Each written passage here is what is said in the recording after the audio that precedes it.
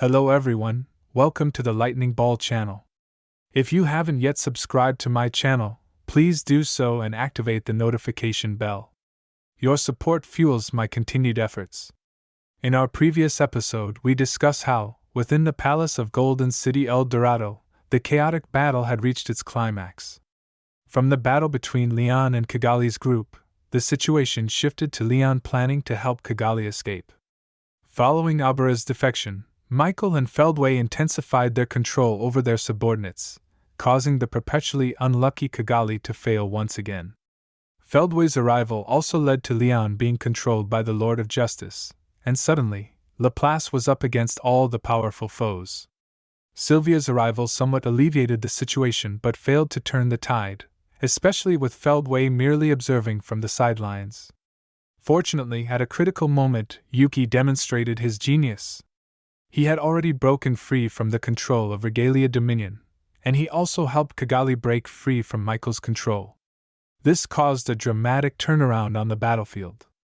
In this episode, we will explain how Yuki managed to escape the control of the Lord of Justice. We will also discuss Feldway's response and delve further into his character.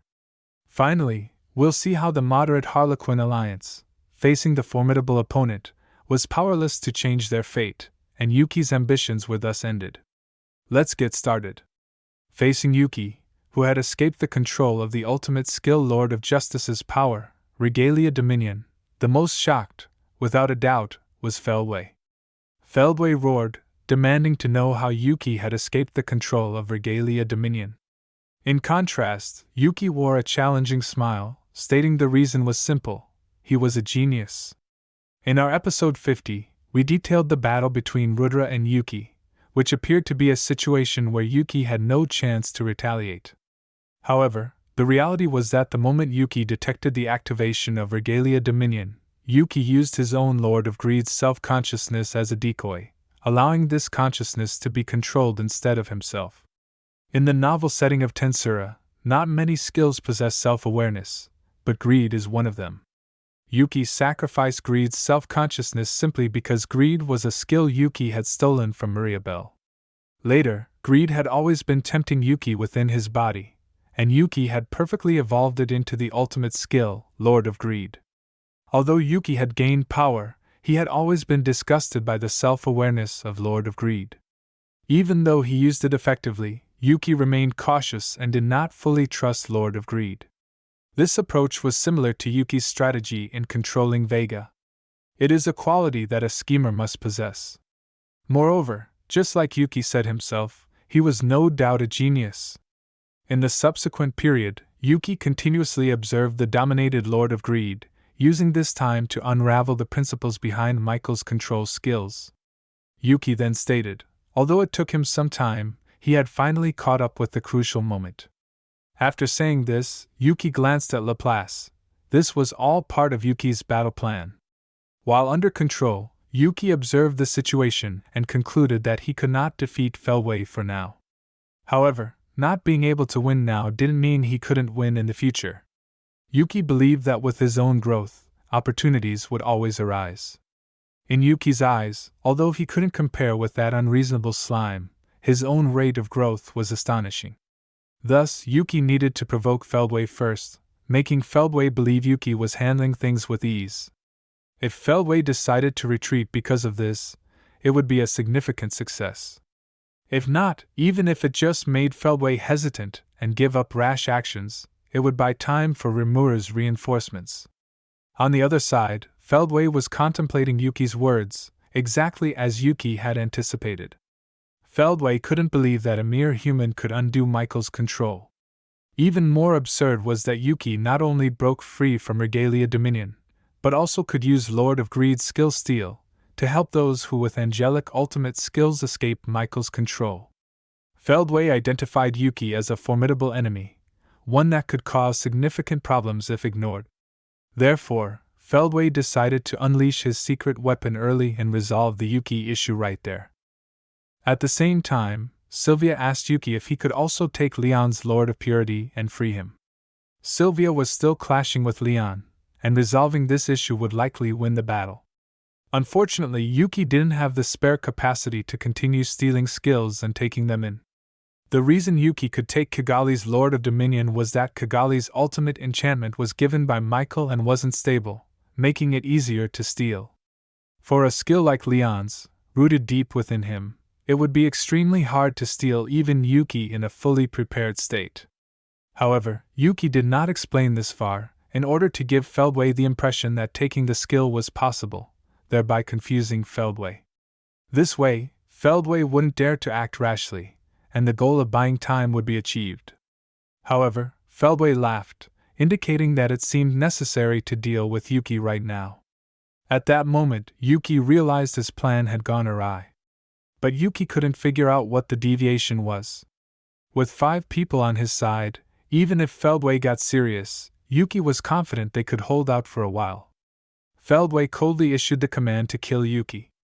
Then Yuki and all the members of the Moderate Harlequin Alliance looked bewildered.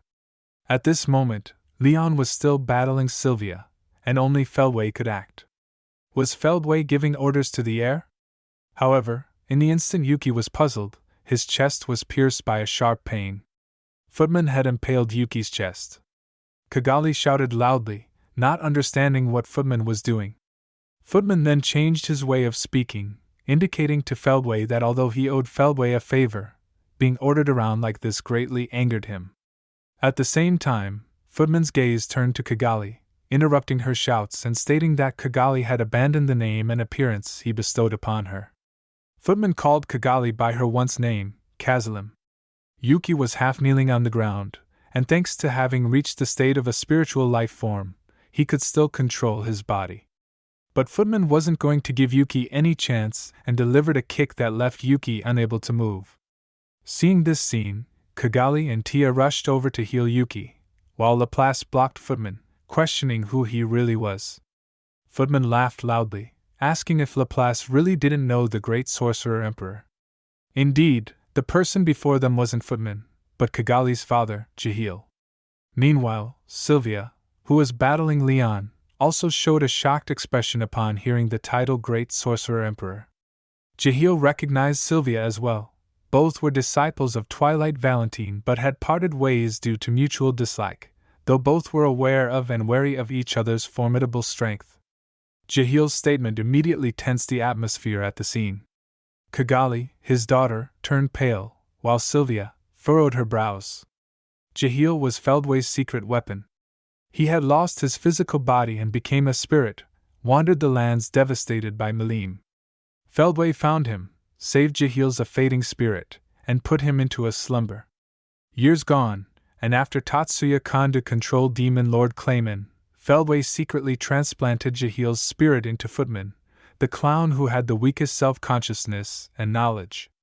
Over time, Jahil gradually eroded Footman's body and took control after Footman accepted the incarnation of the Seraphim. Michael then bestowed the Lord of Charity, reclaimed from Velgrind, upon Jahil, who even converted it into the ultimate enchantment, Lord of Blaze, and claimed it for himself. With Feldway's permission to eradicate everyone, Jahil unleashed his power. Footman's body ignited with roaring flames, and the angry mask melted into powder, revealing a face as filthy and hideous as his inner self. Kigali, in anguish, cried out for Footman's return, but this only excited Jahil more. Mocking Kigali's weakness, Jahil stated that since Feldway had ordered to kill everyone, he would no longer bother trying to correct his son's nature. As he spoke, a massive fireball hurtled towards Kigali. Although not as powerful as Velgrind, it was still way beyond Kigali's ability to withstand.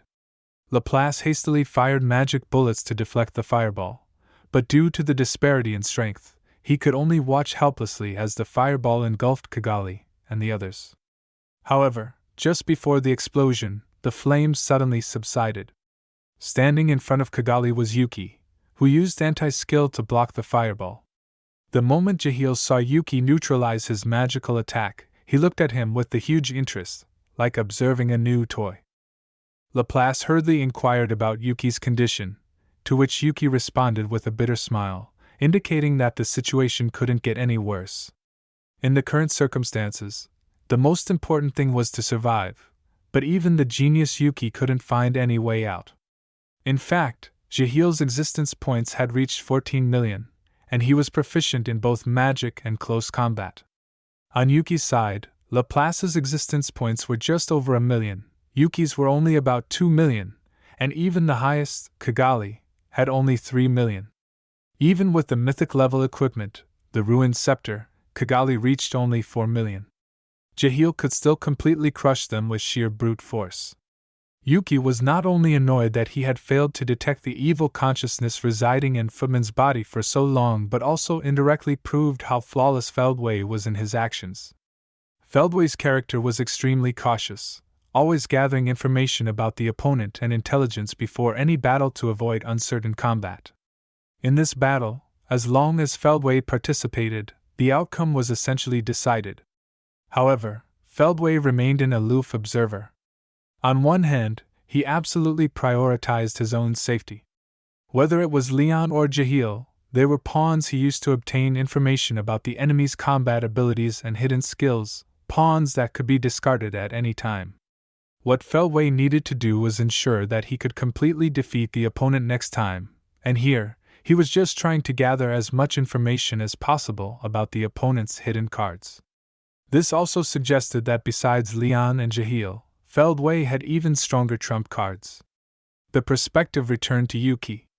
Faced with such a situation, Yuki felt indignant and frustrated, but then he thought of that incredible slime. Yuki couldn't help but feel that if it were Rimuru, he definitely wouldn't give up. Rimuru, despite arriving in this world later than Yuki, lived so joyfully and even realized a more idealized nation than the dream Yuki was desperately trying to achieve. Although Rimuru was an existence that gave Yuki a headache, thinking about him brought a smile to Yuki's lips. Jahil questioned what Yuki was smirking about. Yuki admitted that Jahil was indeed a dangerous opponent, but there was a more fearsome being than Jahil, who could easily see through Yuki's plans and remain unfathomable. Hearing Yuki's words, Laplace also revealed a slight smile, thinking of that incredible slime. Yuki then encouraged his teammates, stating that relying on others wasn't his style, but he wouldn't hesitate to use what he could. He mentioned that Rimuru was about to arrive and they just needed to hold on a little longer. Inspired by Yuki, Kagali and Tia also stood up. The four of them stood shoulder to shoulder, facing Jahil to avenge Footman and to buy time for Rimuru's arrival. However, as analyzed earlier, although the four's coordinated efforts could barely sustain a standoff, the gap in strength was too vast. Yuki and the others couldn't even inflict damage. They were merely enduring the onslaught. The sense of despair nearly overwhelmed everyone, but there was one reason they didn't give in to despair. They believed that Rimuru would soon arrive, which had been their strategy from the start. Sylvia, battling Leon, also remembered her daughter's words, mentioning that the incredible slime always brought miracles to everyone. Seeing Yuki and the others fight made Sylvia marvel at Rimuru's artifact. Even from afar, it could become everyone's hope, and even the non-religious Sylvia began praying for Rimuru to arrive quickly. Although Sylvia could hold an advantage in her fight against Leon, it was because Leon's deepest self was resisting control, causing his movements to be slightly sluggish. However, this wasn't enough to change the course of the battle. Fortunately, Feldway hadn't taken action yet, so as long as they kept going, they could achieve their goal of buying time.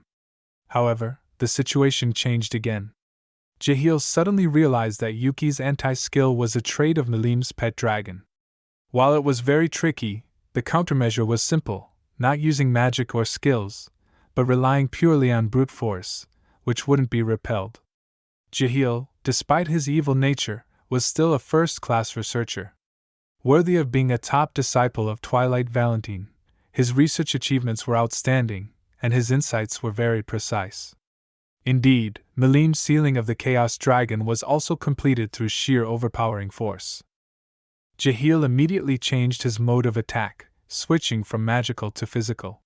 Yuki barely managed to counter with Jahil's martial arts, but the other three could not withstand the onslaught and soon fell to the ground. Kagali, in her anger, launched a binding attack, but it couldn't even break through Jahil's defenses and was even blocked by Jahil's great fighting aura. Jahil then cruelly struck Kagali with his fist, decisively determining the victor. After confirming with Feldway that he could kill Kigali and the others, Jahil let out an evil laugh at Kigali, declaring that his undutiful son had been a decent experimental subject, but he would soon find a replacement toy for Kigali.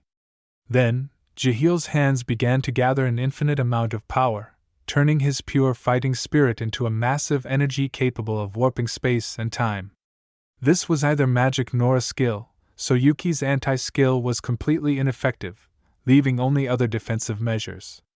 However, this attack contained a destructive force even greater than that of nuclear magic, and a direct hit would reduce a body to dust. Sylvia fully deployed her defensive barrier, and Leon also stopped his attack, instead turning to protect Feldway. Yuki, facing Jahil's energy mass, fortified his defenses with the Lord of Greed, and Kigali unfolded a barrier that reached the ultimate domain, but it was still not enough. Jahil's attack was in two phases. After the outer layer of the Lord of Blaze nullified Kigali's barrier, the inner, real attack would destroy Yuki and the others. This unimaginably powerful energy mass contained several times Sylvia's amount of magicules, and even Sylvia stepping forward to help could not block the attack. In her heart, Sylvia prayed for a miracle, hoping someone could block this attack.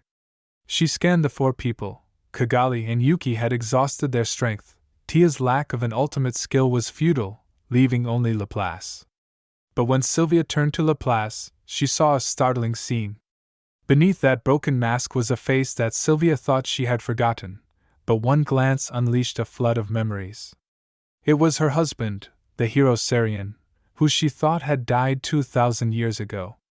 Sylvia screamed for Sarian to run away, but it was already too late. Jahil roared, declaring that everyone should vanish from this world together. Following this proclamation, the end of their lives approached.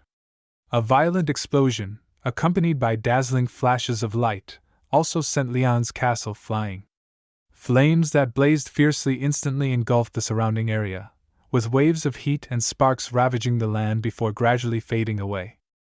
Yuki, in his despair, let out a cold laugh, acknowledging that he had tried his best and this appeared to be the end.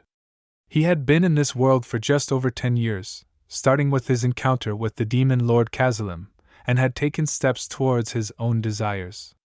However, rapid growth often brings drawbacks, and the failure of his plan had been sealed from the moment he failed to see that Clayman was being manipulated. In the final moments, Yuki conveyed his apologies to everyone throughout his accelerated thought communication, feeling guilty because his mistakes had led to his companion's demise. However, no one blamed him. Kigali stated that her own miscalculations were a bigger reason for their downfall. Beside her, Tia began to comfort Kigali, gently urging her not to cry. Tia recalled her past memories. She was originally Kigali's maid when Kigali was a princess. Everything originated from the wicked King Jahil's atrocities. Tia expressed her immense happiness at being able to accompany the princess until the very end. Her life should have ended long ago, but she was revived by Kigali, and being able to live and die together with Kigali was Tia's greatest happiness. Thus, facing death, Tia felt not a trace of fear. Laplace smiled, saying that everyone had put in their greatest effort. In another world, Clayman was waiting for them all to reunite and live happily. Laplace felt immense pride for his companions. Nevertheless, Yuki was still somewhat concerned. He mentioned that it didn't seem right for Laplace to be killed alongside them, especially since the elf queen nearby seemed to be shouting Laplace's real name. Yuki suggested that Laplace might still have a chance if he escaped alone. At the moment Sylvia shouted Laplace's real name, Laplace too recalled those lost memories. Then, Laplace glanced towards Sylvia, and after confirming that his beloved wife was safe, he felt relieved, but that was all. He had long been a dead man, and as Laplace, he had lived for over 2,000 years. Now, he was ashamed of facing his wife again. More importantly, Laplace had his companions. Proudly, Laplace stated that he was Wonder Pierrot Laplace, the vice president of the Moderate Harlequin Alliance. In the end, excluding himself was absolutely unacceptable. Hearing this, Yuki felt warmth. Even in such an unreasonable world, he had lived a good life, so at this very last moment, he must resist with all his might. Yuki mockingly called his companions a bunch of fools, but in his heart, he and their hearts were already bound together. At the moment of their impending death, everyone began to tease Yuki. Strangely, although they were about to die, being united with his companions at the end still brought joy to Yuki. It was at this moment of destruction that Yuki and the others' hearts were connected. As long as they were with their companions, even hell could be enjoyable. Thus, they all stood tall. Even upon hearing Jahil's death sentence, the smiles on Yuki and the others' faces did not fade. Then, immediately, accompanied by a bright flash, everything turned to nothingness. The game's time had ended, and with it, Yuki and their ambitions met their conclusion. Alright, that's all for this video. Yuki, as the final villain in the TenSura web novel, underwent significant changes in his role and storyline in the light novel. The author subtly hinted at the end of Yuki's life here. Of course, as a genius-like entity, many still believe Yuki had some way to save himself and Laplace, and we hope such a thing could happen. Starting from the next episode, we will start to review the TenSura Light Novel Volume 19. In the next episode, the strongest entities from both sides, Michael and Rimuru, will make their appearances. Michael, as a Manus, experienced for the first time of the troubles that emotions brought him. At the same time, Michael will display his formidable combat power, single-handedly annihilating Abra's hundreds of thousands of angel army in an instant. Rimuru would finally arrive at the scene, and facing the chaos in the Golden City, how will Rimuru respond? The story in the next episode will be exciting and interesting. If you enjoyed this video, please like, comment, and subscribe. Your support is greatly appreciated. See you in the next one.